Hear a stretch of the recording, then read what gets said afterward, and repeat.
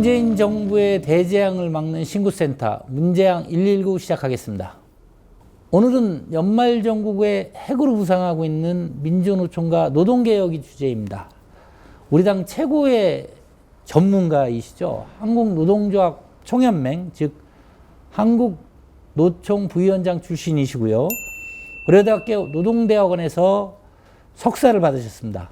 현장 경험과 연구 경력을 모두 갖추신, 우리들 표현대로 하면 문무를 겸비하신 노동 분야 우리 당 최고의 전문가, 국회 환경노동위원회 간사이신 임이자 위원님을 모셨습니다.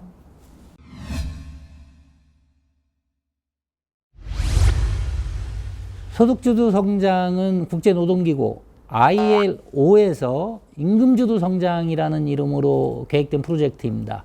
이거를 이제 전 경제수석인 홍장표 경제수석이 우리나라에 가져왔습니다. 그 이제 우리 위원님께서는 이제 한국노총 출신이시고 노동 경제에 대해서도 해박하시기 때문에 이 ILO와 그 임금주도 성장, 이것이 이제 한국에 들어오는 과정에 대해서 좀 설명해 주시기 바랍니다.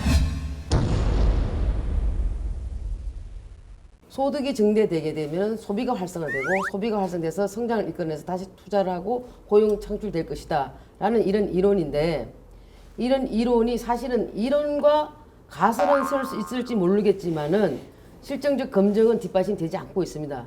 이런 임금주도 성장이 지금 한국으로 넘어와서 소득주도 성장으로 둔갑을 했는데 왜 그랬을까?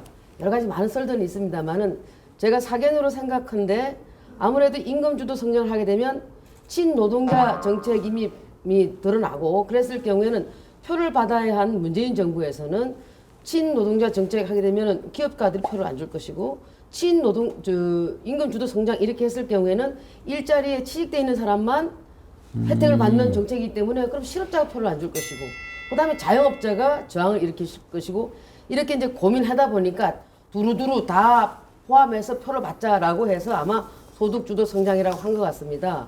인컴 내지 그로스 같은 경우에는 한국만 사용하고 있는 이론이거든요. 그래서 제가 봤을 때는 아마도 이 부분을 소득도 생각을 해보십시오. 이윤도 소득이고 임금도 소득인데, 그렇죠. 예. 이 임금주도 성장을 갖다가 어떤 표를 의식해서 그랬는지 손바닥 갖고 하늘 가린다고 해서 가려지는 거 아닙니다. 이 네밍부터가 잘못된 겁니다. 우리나라에서 특히 심각하다고 하는 이중적 노동시장 내지는 이 상층 노동시장에 대해서 우리 위원님이 어떻게 평가하고 계신지 그 점을 좀 여쭙고 싶습니다. 전번에도 문재인 대통령이 그 국회 와서 연설하실 때의 포용적 성장에 대해서 굉장히 많은 말씀을 하셨지만, 우리 김병준 비대위원장도 지적하셨다시피 노동계획에 대해서는 한마디도 하지 않으셨습니다. 노동계획이 없는 포용성장은 있을 수가 없어요.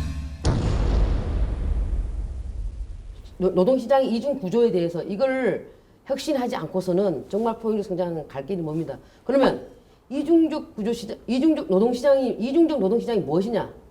이거는 노조가 있고, 고임금, 고용 안정, 그다음에 모든 그 사회보장 다 받을 수 있고, 복지 혜택 누릴 수 있고, 그다음에 정년퇴직할 수 있는 이 부분이 일자 시장인 상층부입니다.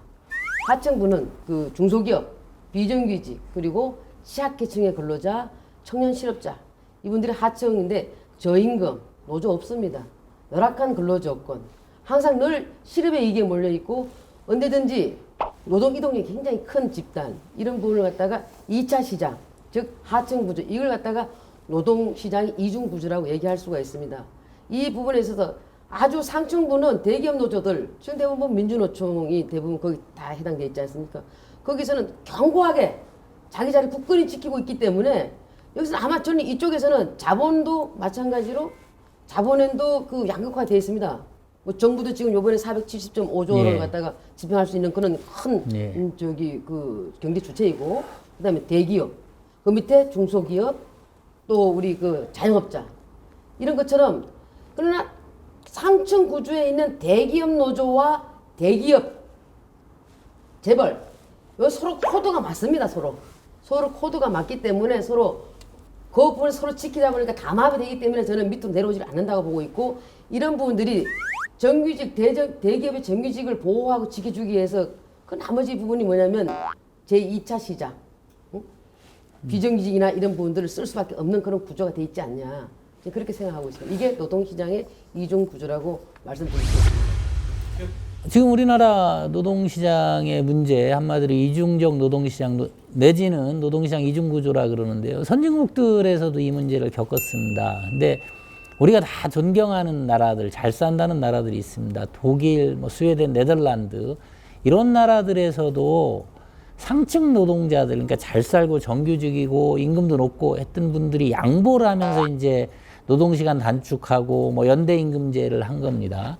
근데 우리나라에서도 그럼 노동개혁이 제대로 되려면 이제 민주노총 소속 이 노조원들의 양보가 필요합니다. 근데 여러분들이 잘 아시다시피 민주노총이 양보는커녕 지금 가지고 있는 특권과 이런 것들은 지키겠다는 거는 물론 반칙까지 하면서 아까 말씀드린 대로 한국노총은 그보다 훨씬 좀 열악한 상황이 그거에도 소속되지 못한 노동자들의 권리나 특권도 권리나 어떤 그런 것까지 뺏어가겠다는 입장으로 나오고 있습니다. 그 민주노총의 최근 행태에 대해서는 우리 이미자 의원님이 가장 잘 알고 계실 것 같습니다. 좀 설명을 좀 해주시죠. 고용부 산하에 있는 청사를 정부 농성한다는 것은 다반사가 됐고 지자체의 시청, 청사뿐만 아니고 대검찰청까지 들어가서 정부 농성하겠다 하고 이제 그 기한은 어제 뉴스를 보니까 국회에도 들어오겠다라고 했고 청와대 들어가겠다라고 해서 또 청와대에서는 또 잡혀 나온 것 같더라고요. 이게 어떤 나라입니까 이게? 예? 왜 이렇게 지금 이런 형태를 띠고 있나를 제가 한번 살펴봤더니요. 문재인 정권이 대통령이 되면서 정권을 잡을 때는 반드시 촛불 집회에 힘이 없었다고 부인할 수 없을 겁니다. 그럼 촛불 집회를 이끈 주력 세력들이 물론 많은 국민들이 다수 개인적으로 참여를 했겠습니다만 거기 또 집단적으로 조직적으로 참여되겠습니다. 반드시 그 중에 하나가 민주노총입니다. 민주노총이 집단적 조직적으로 촛불 집회를 지원하면서 이게 성공적으로 해서 정권이 바뀌었는데 그럼 여기에 대해서 문재인 대통령은 채무를 갖고 있지 않겠습니까? 근데 채무를 갖고 있는 대통령께서 채무를 민주노총에 갚아야 하는데 대통령 또한 이제 그 대통령이 되고 나서 보면은 또 여러 가지 생각을 안 할 수가 없지요.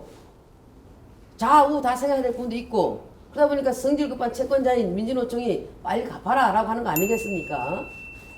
근데 대통령 또한 또 문제가 있죠. 채무자도 자기가 채권을 갖겠다라는 것보다도 자기 어떤 대통령에서 말 한마디만 막 세상을 바꿔버리는 예를 들면은 사법부 장은 올해 끝났고 언론 거기서 이제 입법부까지 흔들고 있지 않습니까?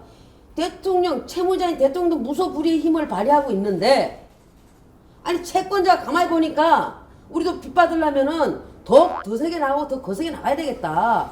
대통령도 그리고 채무자도 저렇게 무시하고 범무시하고 그냥 입법부까지 흔드는데 우리 못할 거 뭐 있냐? 우리도 가서 흔들자.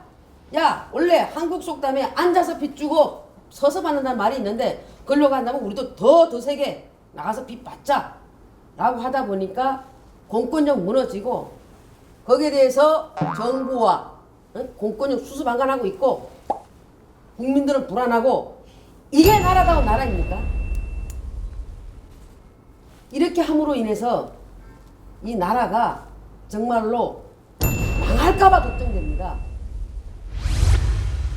한국 노동시장의 문제가 뭔지 그리고 현장 경험 그리고 연구 경력 이러면서 이제 아주 포괄적이고 전반적인 해법을 가지고 계세요. 그러니까 이런 분들이 이제 조명을 못 받고 자꾸 이제 친박 비박이니 그래서 우리 당이 이미자 의원님뿐만 아니라 많은 전문성과 열정을 가지신 분들이 많습니다. 그리고 위원님께서도 그렇지만 우리 당이 이제 앞으로 이 분야에서 여러 분야에서 이제 보수 가치에 기반하고 모든 국민에게 더 도움이 되는 정책과 비전들을 제시할 겁니다. 이런 저희 당의 노력에 대해서 이제 많은 관심을 좀 가져주셨으면 하고요.